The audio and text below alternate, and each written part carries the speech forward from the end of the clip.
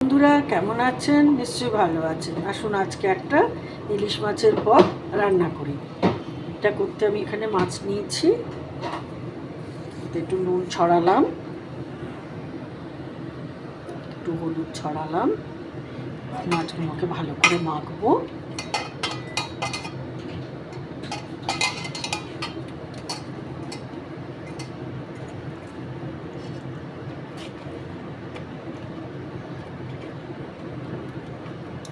ভালো করে মাখিয়ে নিলাম, নিয়ে এবার আমি একটু হালকা করে ভাজবো।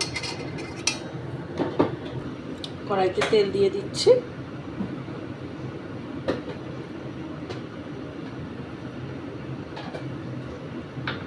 তেল গরম হোক।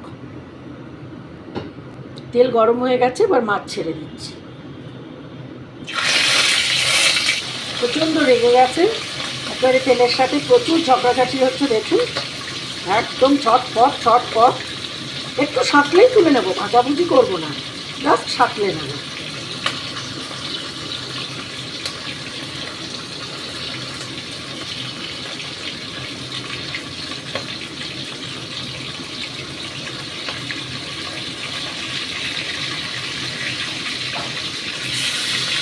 বোঝা গেল?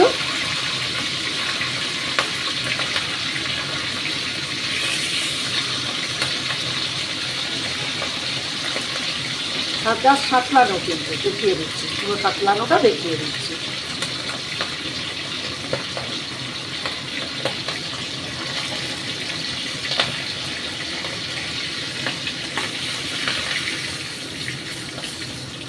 একটু তেল শুদ্ধ উঠলে কিন্তু কোনো ক্ষতি নেই। হ্যাঁ,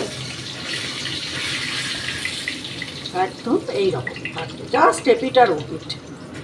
আচ্ছা, মাছ সাঁতলে নিয়েছি, এইবারে এতে কালো জিরে দিচ্ছি, সিকি কোয়াটার দিয়ে হয়ে গেল। এইবারে এখানে এই ভেঙে একটা কাঁচা লঙ্কা এখন এই কালো জিরের সাথে দিয়ে দিলাম।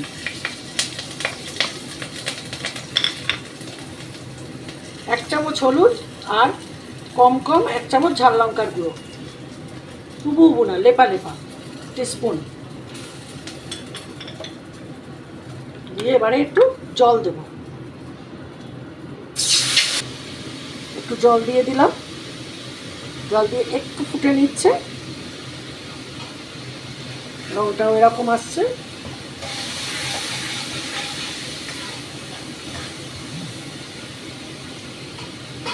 এবারে জল দিচ্ছি।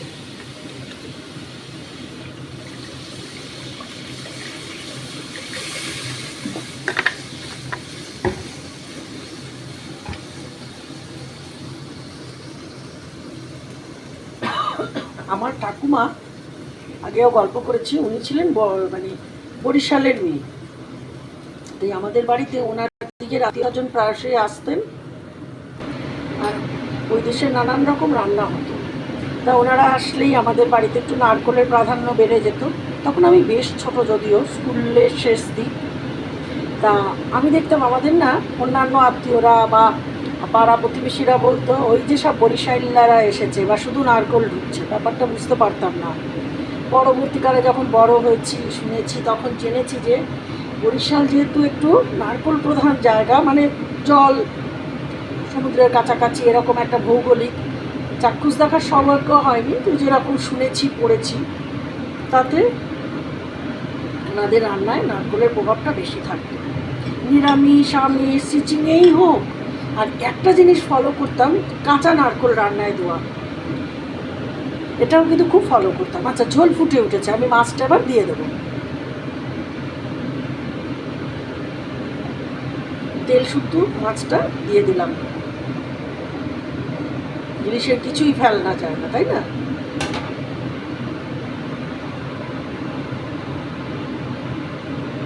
এবার ফুটবে, সেই সময় এইভাবে আমাদের বাড়িতে মাছ রান্না হতো। আচ্ছা, এই যে রান্নাটা যখন হচ্ছে, তখন যেহেতু এখানে এই পরিমাণ মাছ আছে যেরকম হবে, আর আমি গাদা পেটি আলাদা করিনি, পুরোটাই এক ছাড়ার মাছ করে রেখেছি। নারকেলকে কুড়িয়ে বেটে নিয়েছি, যেভাবে খুশি বাটা যায়, শিল বাটা, মিক্সিতে, যেখানে খুশি, কিন্তু একটু মানে ওই খড়খড়া কুড়োনো ভাবটা একটু কমিয়ে দিতে হবে।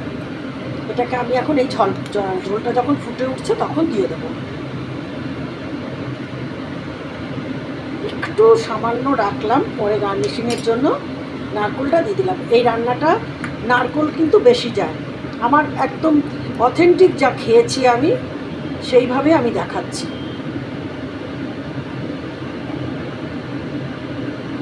ওনাদের কতগুলো জিনিস ছিল বিশেষত্ব, আমার পরবর্তীকালে খুব ভালো লাগতো। ওনাদের কথার ভিতরে মনুটা খুব বেশি আসে, অমনু এরম একটা টোন।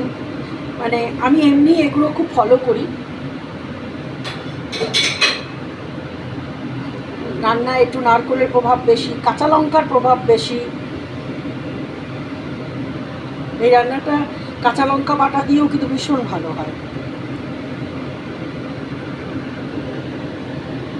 এটা একটু এখন ফুটুক, একটু গাঢ় হবে। ঝোল এখন বেশ ফুটে উঠেছে। এই সময় আমি সাদা সর্ষে, কালো সর্ষে, কাঁচা লঙ্কা, নুন দিয়ে বেটে রেখেছি, কিছুটা এখন দেবো। আবার নামানোর ঠিক আগ দিয়ে আর একবার একটু দেবো, মানে সর্ষের ফ্লেভারটা রান্নার খুব ভালো হয়। চাইলে আপনারা এটা ছেঁকে দিতে পারেন। আমি যেহেতু একেবারে পুরোনো দিনে যেরকম হতো সেরকমভাবে দেখাচ্ছি, আজকে আমি ছাঁকলাম না। আমি নর্মালি সর্ষে একটু ছেঁকেই দিই, কিন্তু আজ একেবারে অথেন্টিক যেরকম সেরকমভাবে করছি, তাই এটা আমি ছাঁকলাম না। এই চা চামচের উবু 2 চামচ সর্ষে বাটা দিয়ে দিলাম, দিয়ে এবার এটা এখন একটু ফুটবে।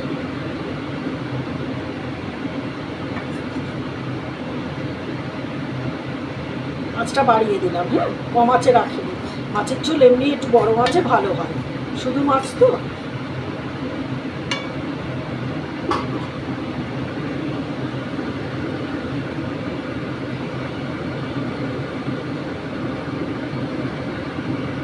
ঝোলটা ফুটে আসছে, আর একটু ঘন হবে, তারপর তো এমনি ঠান্ডা হলে টেনে যাবে। মূলত আমি যা যা দেবার সব কিন্তু দিয়ে দিয়েছি।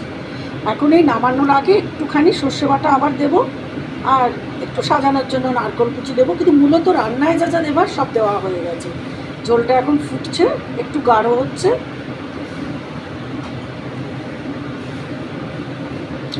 এই যে একটু পরে আর একটু সর্ষে দেবো।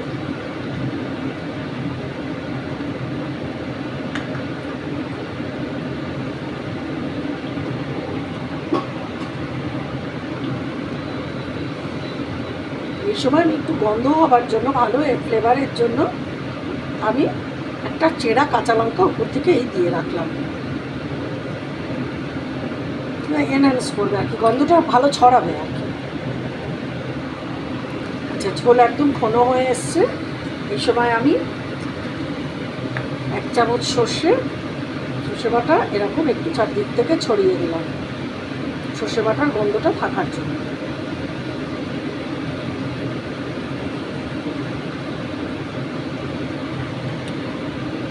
একটু ফুটলেই বন্ধ করে দেবো,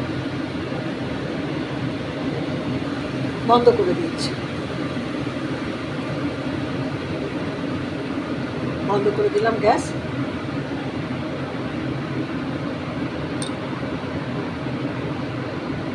এই সময় আমি 1 চামচ কাঁচা সর্ষের তেল, এটা বেশ দরা হাতে দেওয়া যায়, 1 চামচ বলে ব্যাপার নেই, এটা বেশ দরা হাতেই দেওয়া যায়। আমি আরেকটু দেবো।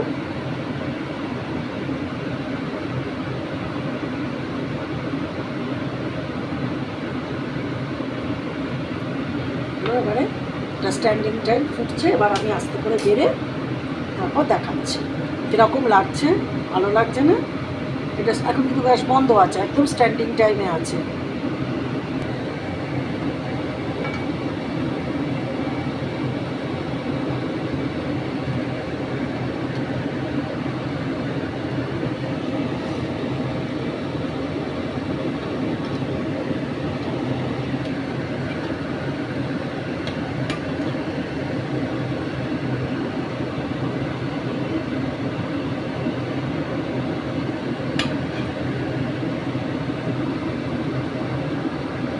কেমন লাগছে?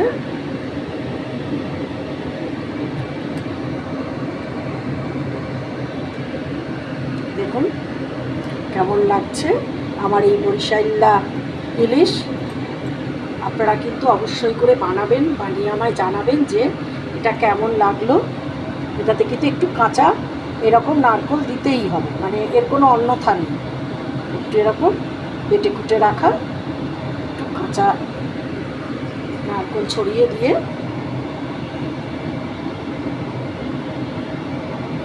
ব্যাস হয়ে গেল। অবশ্যই করে আমাকে সাবস্ক্রাইব করবেন, প্লিজ প্লিজ প্লিজ পুরো ভিডিওটা দেখবেন, আমাকে একটু সাবস্ক্রাইব করবেন, লাইক শেয়ার, ঠিক আছে? আর যদি কোনো মতামত থাকে আমাকে অবশ্যই জানাবেন, আমি আপনাদের প্রত্যেকটা মতামতকে খুব সুন্দরভাবে গ্রহণ করি। আপনারা কিন্তু খুব ভালো থাকবেন, ঠিক আছে? ভালো থাকবেন, ভালোভাবে এরকম রান্না করবেন। আজ আসি।